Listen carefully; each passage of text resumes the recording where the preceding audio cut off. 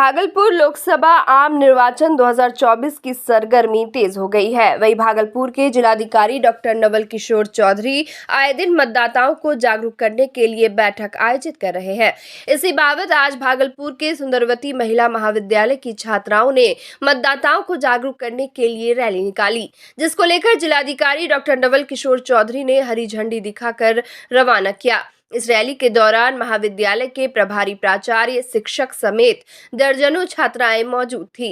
यह जागरूकता महारैली कॉलेज से निकलकर रानी लक्ष्मीबाई चौक होते हुए वापस अपने महाविद्यालय में समाप्त हुई। बता दें कि जिलाधिकारी ने इससे पहले कई क्षेत्रों का भ्रमण किया है और लोगों को जागरूक करते हुए कहा कि आप अपने मतदान के अधिकार को समझें और घरों से निकलकर बूथ तक पहुंचकर अपना कीमती वोट अवश्य दें।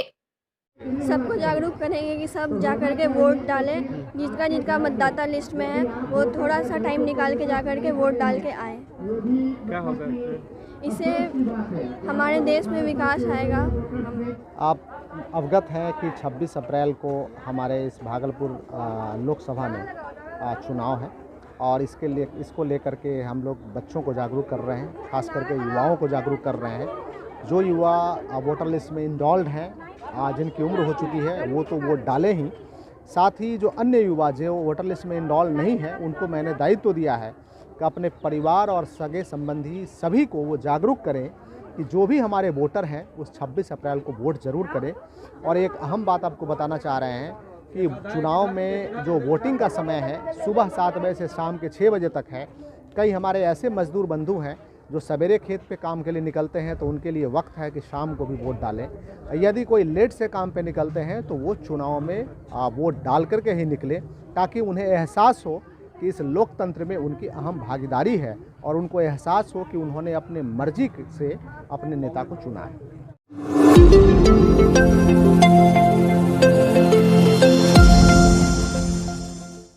लोकसभा आम निर्वाचन चुनाव को लेकर आज 5वें दिन भागलपुर सीट से कई प्रत्याशियों ने पर्चा भरा। वहीं भागलपुर से अजीत शर्मा को मात देने के लिए निर्दलीय उम्मीदवार छोटेलाल शाह मैदान में उतर पड़े हैं। ये भागलपुर लोकसभा के परवत्ती मोहल्ले के रहने वाले हैं।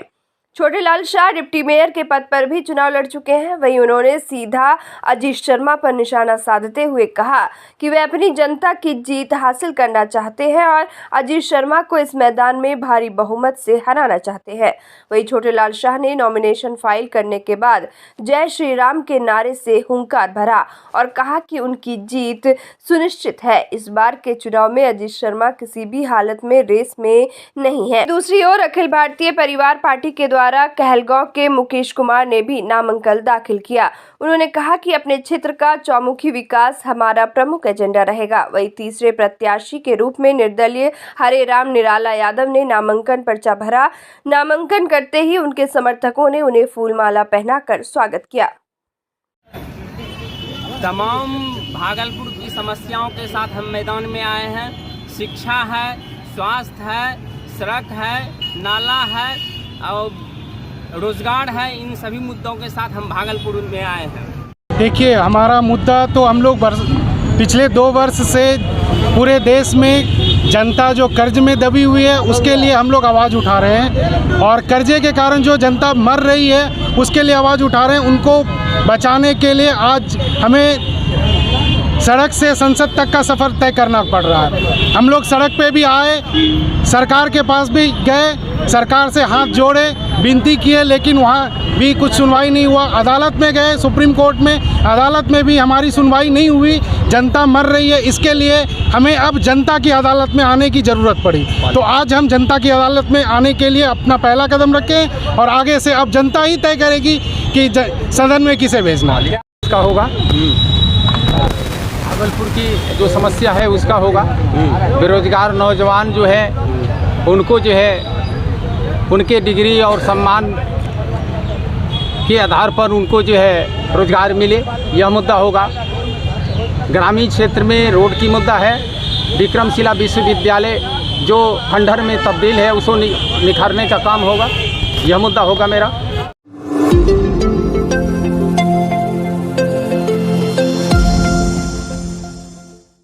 भागलपुर के बबरगंज निवासी रौनक कुमार की पत्नी रिंकी कुमारी ससुराल वालों की प्रताड़ना से परेशान होकर न्याय की गुहार लगाने थाना पहुंच गई, जिसके बाद पीड़ित की शिकायत पर बबरगंज पुलिस ने उसके पति समेत 2 देवर को थाने बुलाकर पूछताछ की।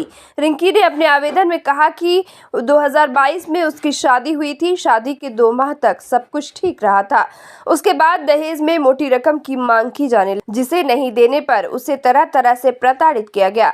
पूर्व में भी पुलिस के समक्ष समझौता किया गया था, लेकिन समझौते के कुछ दिन बाद ही उसका पति और ससुराल के अन्य लोगों ने उसके साथ मारपीट की। मेरा नाम शिखा कुमारी व उर्फ रिंकी कुमारी, मेरे पति रौनक कुमार, मेरी सास संजू देवी, सबको मिल के हमको यहाँ क्यों आई हो? थाना पे क्यों थाना पे आए हैं रिपोर्ट लिखाने के लिए। बट क्या हुआ? सर लोग, मेरे पति और मेरे देवर और मेरी सास लोग सबको मिल के मारते रहती है हमेशा हमको।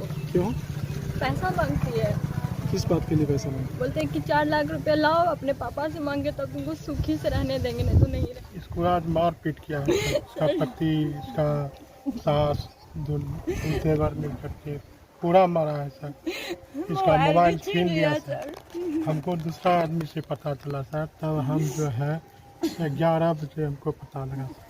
तब हम आए, इसको ताला बंद करते था रूम में ताला बंद करके बाहर से ताला लगा करके इसको भीतर में छोड़ दिया। पुलिस को सूचित किए? पुलिस को हम आए तब पुलिस को सूचित किए थाना से। पुलिस हमारा बेटा लेके गया, तब इसको तीनों को लाया है और इसको भी साथ में लाया। क्या कही पुलिस? कितने देर से यहाँ है? करीब 12 बजे से। 12 बजे से।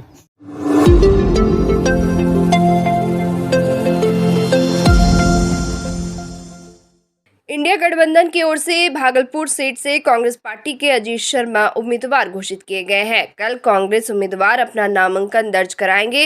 वहीं आज कांग्रेस प्रदेश अध्यक्ष अखिलेश सिंह ने सिंबल लेकर भागलपुर पहुंचे। इस दौरान नौगछिया से ही उनका स्वागत कार्यकर्ताओं के द्वारा किया गया। कई जगहों पर रोककर जहां कार्यकर्ताओं ने उन्हें फूल माला पहनाया, वहीं अजीत शर्मा ने भ्रमरपुर दुर्गा मंदिर में पूजा अर्चना की। साथ ही मंगन शाह दरबार में चादर पोशी कर माथा टेका। वही उन्होंने बताया कि कल नामांकन के बाद आम सभा का आयोजन सैंडस कंपाउंड में किया जाएगा, जिसमें कांग्रेस के बिहार अध्यक्ष अखिलेश प्रसाद सिंह सहित गठबंधन के कई वरिष्ठ नेता शिरकत करेंगे। मैं क्या पूजा करूंगा, जनता पूरा देख रहे हैं, उत्साह है। रोड सड़कों पे सब लोग लेके मंदिर भी जा रहे हैं, मस्जिद भी जा रहे हैं, इमाम साहब मजार पर आए हैं। यही तो विचारधारा है कांग्रेस पार्टी का, यही हमारा समाज, यही हमारा देश है। सब जगह जा रहे हैं, बहुत उत्साह है। कल नॉमिनेशन का डेट है, नॉमिनेशन करूंगा, आम सभा भी होगा, जैसा कि हमको वर्कर्स बता रहे हैं। निश्चित तौर पर जो उत्साह हम देख रहे हैं, सबसे आशीर्वाद प्राप्त किए हैं और हमको लगता है कि चुनाव में हमारी जीत होगी। तो अखिलेश प्रसाद सिंह जी हमारे प्रदेश अध्यक्ष है, साथ में कुछ विधायक हैं और भी देखिए जिनको कल समय मिलेगा वो लोग आएंगे। अभी इतने लोग तो आ रहे हैं कि 3-4 विधायक हैं और हमारे प्रदेश अध्यक्ष आदरणीय सांसद राज्यसभा अखिलेश प्रसाद सिंह है। ये तो आ ही रहे हैं, क्योंकि नॉमिनेशन है महागठबंधन का, इसलिए सब लोग आएंगे।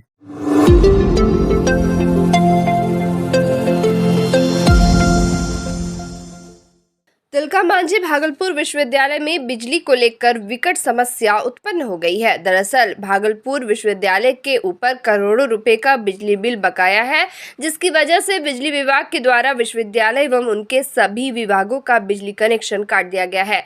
वहीं बिजली कट जाने से विश्वविद्यालय में सारे कामकाज ठप हो गए हैं। अधिकारियों को काम करने में काफी दिक्कतों का सामना करना पड़ रहा है।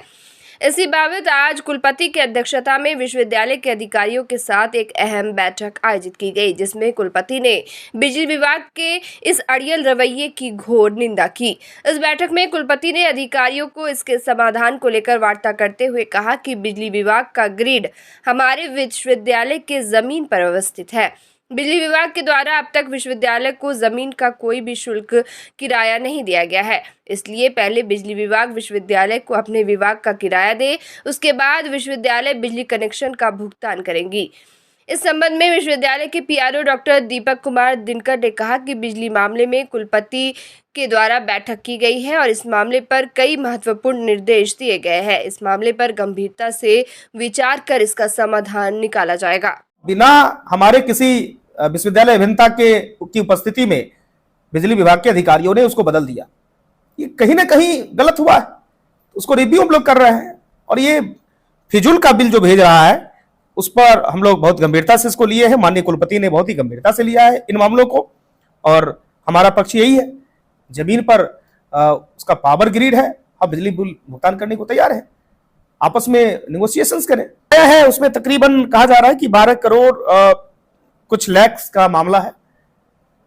और हमारे यहाँ 1975 से जो डेटा है कि 57,000 स्क्वायर फीट में जमीन पर जो है वो पावर ग्रिड बना हुआ है, और आज तक तकरीबन 25 साल से भी ज्यादा हो गए हैं। इसका किराया कौन देगा? हम बिजली विपत्र, बिजली बिल भुगतान करने के लिए हम कभी भी हमने ये नहीं कहा कि मैं भुगतान नहीं करूंगा, विश्वविद्यालय भुगतान नहीं करेंगे।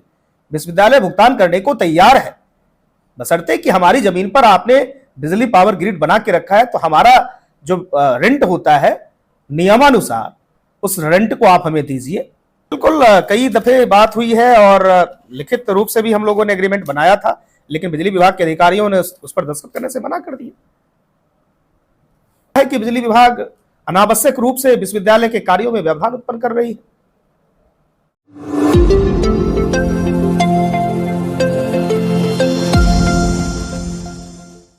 तिलका मांझी भागलपुर विश्वविद्यालय आए दिन सुर्खियों में नजर आता रहा है। छात्र प्रदर्शन, शिक्षक धरना जैसी खबर तो आमतौर पर हमेशा देखने को मिलती है, लेकिन आज एक ऐसी घटना सामने आई जिससे विश्वविद्यालय प्रशासन की लापरवाही साफ तौर पर नजर आई। दरअसल विश्वविद्यालय में साज सज्जा और बिल्डिंग कंस्ट्रक्शन में जहां करोड़ों रुपए खर्च किए जाते हैं, वही विश्वविद्यालय के औद्योगिक संबंध एवं कार्मिक प्रबंधन विभाग के छत के चक्कान जमीन पर गिर गए, जिसके कारण कुछ छात्र घायल भी हो गए। आलम यह था कि देखते ही देखते परिसर में अफरा तफरी मच गई। तभी यह जानकारी कुलपति को दी गई, साथ ही मलबे को जल्द उठाया गया। वह इस घटना से छात्र और शिक्षक काफी भयभीत है। इधर इस घटना की जानकारी विभाग की हेड भावना झा ने संबंधित पदाधिकारी को दी। विश्वविद्यालय IRPM विभाग इस विश्वविद्यालय का प्राचीनतम विभागों में से एक है। यह विभाग 1959 से ही है और जिस बिल्डिंग में ये चल रहा है वो भी काफ़ी पुराना है और 1959 से ही, जैसे पहले के शिक्षक बताते हैं कि ये विभाग इसी बिल्डिंग में चल रहा है।